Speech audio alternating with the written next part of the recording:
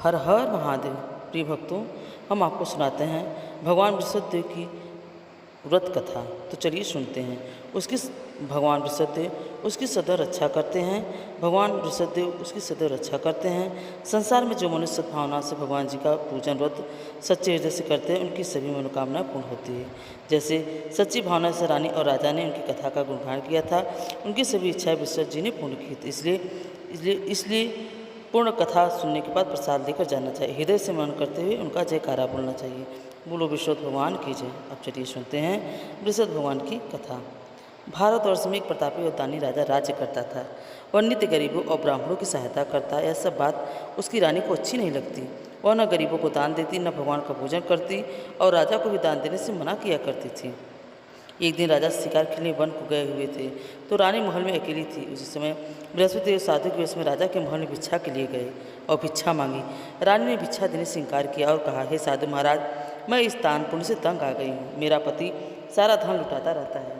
मेरी इच्छा है कि हमारा सारा धन नष्ट हो जाए, फिर न रहेगा बाँस न बाजेगी बाँसुरी। साधु ने कहा, देवी तुम तो बड़ी विचित्र हो। धन और संतान सभी चाहते हैं, पुत्र और लक्ष्मी तो पापी भी अपने घर में होनी चाहिए। तुम्हारे पास अधिक धन है तो भूखों को भोजन दो, प्याव लगवाओ, ब्राह्मणों को दान दो, मुसाफिरों के लिए धर्मशाला खुलवाओ। जो निर्धन अपनी कुंवारी कन्याओं का विवाह नहीं कर सकते हैं, उनका विवाह करा दो। ऐसे और कई काम हैं जिनके करने से तुम्हारा यश लोक परलोक में फैलेगा। परंतु रानी पर उपदेश का कोई प्रभाव न पड़ा। वह बोली, महाराज आप मुझे कुछ ऐसा न समझाइए, मैं ऐसा धन नहीं चाहती जो हर जगह बांटती फिरूँ। साधु ने उत्तर दिया, यदि तुम्हारी ऐसी इच्छा है तो ऐसा है, मैं तुम्हें उपाय बताता हूँ, वैसा ही करना।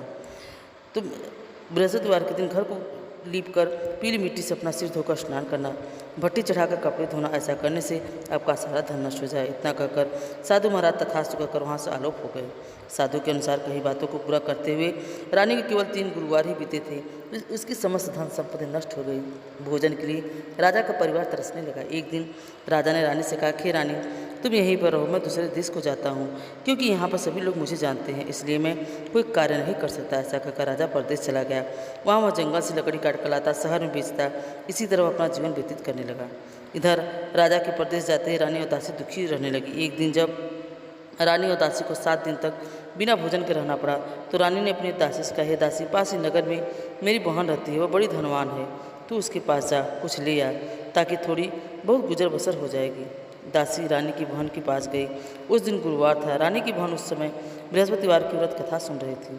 दासी ने रानी की बहन को अपनी रानी का संदेश दिया, लेकिन रानी की बड़ी बहन ने कोई उत्तर नहीं दिया। जब दासी को रानी की बहन से कोई उत्तर नहीं मिला तो बहुत दुखी हुई और उसे क्रोध भी आया। दासी ने वापस आकर रानी को सारी बातें बता दी। सुनकर रानी ने अपने भाग्य को कोसा। उधर रानी की बहन ने सोचा कि मेरी बहन की दासी आई थी, परंतु मैं उससे नहीं बोली, इससे वह बहुत दुखी हुई होगी। कथा सुनकर पूजन समाप्त करके वह अपनी बहन के घर आई और कहने लगी कि बहन, मैं बृहस्पतिवार का व्रत कर रही थी, तुम्हारी दासी मेरे घर आई थी, परंतु जब तक कथा होती तब तक न उठते हैं न ही बोलते हैं, इसलिए मैं नहीं बोली। कहो दासी क्यों गई थी? रानी बोली, बहन तुमसे क्या छिपाऊँ, हमारे घर में खाने तक को अनाज नहीं था। ऐसा कहते रानी की आंखें भर आई और उसने दासी को पिछले 7 दिनों से भूखे रहने की बात अपनी बहन को विस्तारपूर्वक सुना दी। रानी की बहन बोली, देखो बहन, भगवान वृषभदेव सभी की मनोकामना को पूर्ण करते हैं। देखो शायद तुम्हारे घर में अनाज रखा हो। पहले तो रानी को विश्वास नहीं हुआ, पर बहन के आग्रह पर उसने अपनी दासी को अंदर भेजा तो उसे सचमुच अनाज से भरा एक घड़ा मिल गया।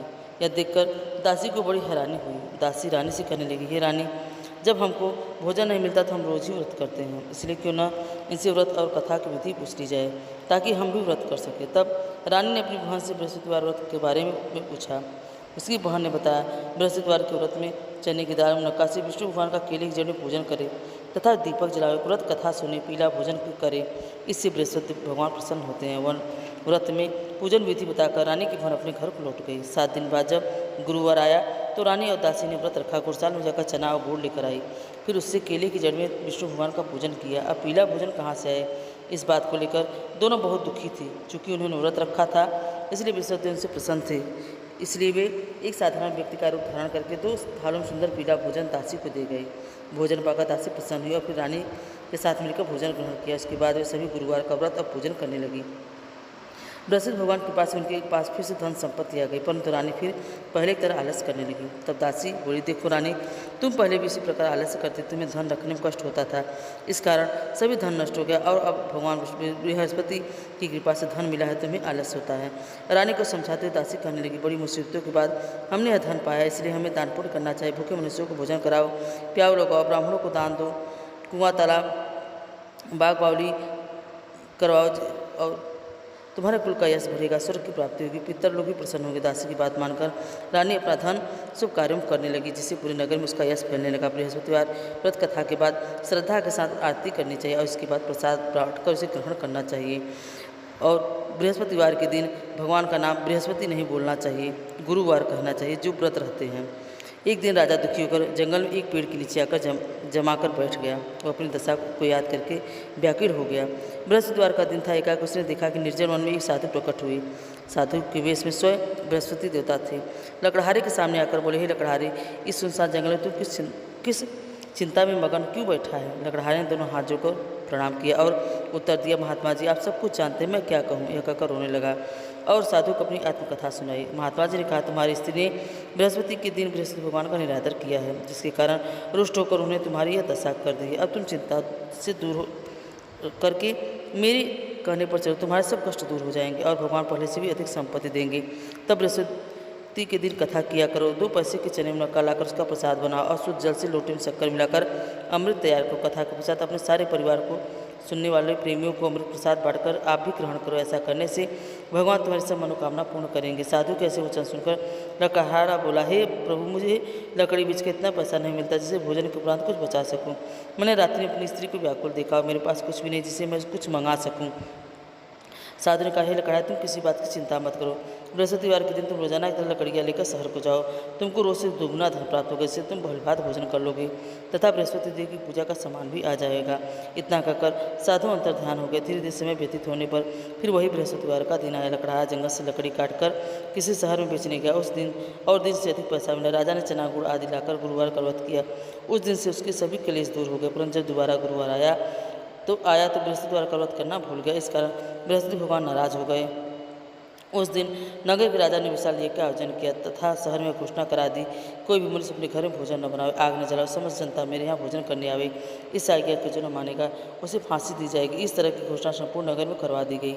राजा के आज्ञा अनुसार शहर के सभी लोग भोजन करने गए, लेकिन लकड़हारा कुछ देर से पहुंचा, इसलिए राजा उसको प्रसाद घर लिवा ले गए और ले जाकर भोजन करा रहे थे तो रानी की दृष्टि उस कुटी में पड़ी जिससे उसका हार लटका हुआ था। वहाँ हार दिखाई नहीं दिया। रानी ने निश्चय किया कि मेरा हार इस मनुष्य ने चुरा लिया है। उसी समय सिपाहियों को बुलवाकर उसको कारागार में डलवा दिया। जब लकड़हारा कारागार में पड़ गया और बहुत दुखी होकर विचार करने लगा कि न जाने कौन से पूर्व जन्म के कारण से मुझे यह दुख प्राप्त हुआ है, और उसी साधु को याद करने लगा जो कि जंगल में मिला था। उसी समय तत्काल बृहस्पति देव साधु के रूप में प्रकट हुए और उसकी दशा को देखकर कहने लगे, अरे मूर्ख, तूने बृहस्पति की कथा नहीं की, इस कारण तुझे दुख प्राप्त हुआ। अब चिंता मत कर। बृहस्पतिवार के दिन कारागार के दरवाजे पर 4 पैसे पड़े मिलेंगे, उनसे तू बृहस्पति देवता की पूजा करना, तेरे सभी कष्ट दूर हो जाएंगे। बृहस्पतिवार के दिन से 4 पैसे पड़े। लकड़हारे ने कथा कही। उसी रात्रि को बृहस्पति देव ने उस नगर के राजा को स्वप्न कहा, हे राजा, तुमने जिस आदमी को कारागार में बंद कर दिया और निर्दोष है, वह राजा है, उसे छोड़ देना। तेरी रानी का हार उसी खूंटी पर लटका है, अगर तू ऐसा नहीं करेगा तो मैं तेरे राज्य को नष्ट कर दूंगा। इस तरह रात्रि के स्वप्न को देखकर राजा प्रातःकाल उठा, खूंटी पर हार देकर लकड़हारे को बुलाकर क्षमा मांगी तथा लकड़हारे को एक सुंदर वस्त्र आभूषण देकर विदा कर दिया। बृहस्पति देव के आज्ञा अनुसार लकड़हारा अपने नगर को चल दिया। राजा जब अपने नगर के निकट पहुंचा तो उसे बड़ा आश्चर्य हुआ। नगर में पहले से अधिक बाग, तालाब, कुएं, बहुत से धर्मशाला, मंदिर आदि बन गए थे। राजा ने पूछा, सब किसके बाग, धर्मशाला है? तब नगर के सब लोग कहने लगे कि रानी और बादी के हैं। तो राजा को आश्चर्य हुआ, गुस्सा भी आया। तब रानी ने यह खबर सुनी कि राजा आ रहे हैं तो उन्होंने बादी से कहा कि दासी देख, राजा हमको कितनी बुरी हालत में छोड़कर गए थे, हमारी ऐसी हालत देखकर लौट न जाए, इसलिए तू दरवाजे पर खड़ी हो जा। के अनुसार दासी दरवाजे पर खड़ी हो गई। राजा आए तो उन्हें अपने साथ लिवा लाई। तब राजा ने क्रोध करके अपनी रानी से पूछा, यह सब धन तुम्हें कैसे प्राप्त हुआ? तब उन्होंने कहा, मैं यह सब धन बृहस्पति देव के व्रत के प्रभाव से प्राप्त हुआ है। राजा ने निश्चय किया कि 7 रोज बाद तो सभी बृहस्पति देव का पूजन करते हैं, परंतु मैं प्रतिदिन दिन में 3 बार कहानी तथा रोज व्रत किया करूँगा। हर समय राजा के दुपट्टे में चने की दाल बंधी रहती, दिन में 3 बार कहानी कहता। एक रोज़ राजा ने विचार किया कि चलो अपनी बहन के यहाँ हुआ। इस तरह निश्चय कर राजा घोड़े पर सवार अपनी बहन के यहाँ चलने लगा। मार्ग उसने देखा कुछ आदमी एक मुर्दे के लिए जा रहे थे। उन्हें रोककर राजा कहने लगा, अरे भाइयों, मेरे बृहस्पति की कथा सुन लो। वे बोले, लो हमारा तो आदमी मर गया, इसको अपनी कथा की पड़ी है। परंतु कुछ आदमी बोले, अच्छा कहो, हम तुम्हारी कथा भी सुनेंगे। राजा ने दाल निकाली और जब कथा आदि हुई तो मुर्दा हिलने लगा, और जब कथा समाप्त हो गई तो राम राम करके मनुष्य उठकर खड़ा हो गया। आगे मार्ग से एक किसान खेत में हल चलाता मिला। राजा ने उस किसान से कहा कि भैया मेरे बृहस्पतिवार की कथा सुन लो। किसान बोला, जब तक मैं तेरी कथा सुनूंगा तब तक मैं 4 हइया जोत लूँगा, जा तू अपनी कथा किसी और को सुना। राजा इस तरह राजा के आगे चलने लगा। राजा खड़ते ही बैल पछाड़ खाकर गिर गए तथा किसान के पेट में बड़ी जोर का दर्द होने लगा। उसी समय उसकी माँ रोटी लेकर आई।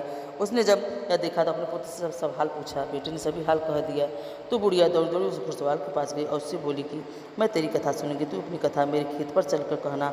राजा ने बुढ़िया के खेत में जाकर कथा कही, जिसको सुनते हुए बैल उठ खड़े हुए तथा किसान के पेट का दर्द भी बंद हो गया। राजा अपनी बहन के घर पहुंचा। बहन ने भाई की खूब मेहमानी की। दूसरे रोज प्रातःकाल राजा जगा तो देखने लगा कि सब लोग भोजन कर रहे हैं। राजा ने अपनी बहन से कहा, ऐसा कोई मनुष्य है जिसने भोजन न किया हो, बृहस्पतिवार की कथा सुन ले। बहन बोली, भैया यह देश ऐसा है कि पहले लोग भोजन करते हैं, बाद में अन्य काम करते हैं। अगर कोई पड़ोस में हो तो देखाऊँ। वह ऐसा कहकर देखने चली गई, परंतु उसे कोई ऐसा व्यक्ति नहीं मिला जिसने भोजन न किया हो। अतः वह कुम्हार के घर गई, जिसका लड़का बीमार था। उसे मालूम हुआ कि उनके यहाँ 3 रोज से किसी ने भोजन नहीं किया है। रानी ने अपने भाई की कथा सुनने के लिए कुम्हार से कहा। वह तैयार हो गया। राजा ने जाकर बृहस्पतिवार की कथा कही, जिसको सुनकर उसका लड़का ठीक हो गया। अब तो राजा की प्रशंसा होने लगी। एक रोज़ राजा ने अपनी बहन से कहा, भैया हम अपने घर को जाएंगे, तुम भी तैयार हो जाओ। राजा की बहन ने अपनी सास से कहा। सास ने कहा, हाँ चली जा, परंतु अपने लड़कों को मत ले जाना, क्योंकि तेरे भाई की कोई औलाद नहीं है। बहन ने अपने भैया से कहा, भैया मैं तो चलूँगी, पर कोई बालक नहीं जाएगा। राजा बोला, जब कोई बालक नहीं चलेगा तब तुम ही चलकर क्या करोगे। बड़े दुखी मन से राजा अपने नगर लौट आया।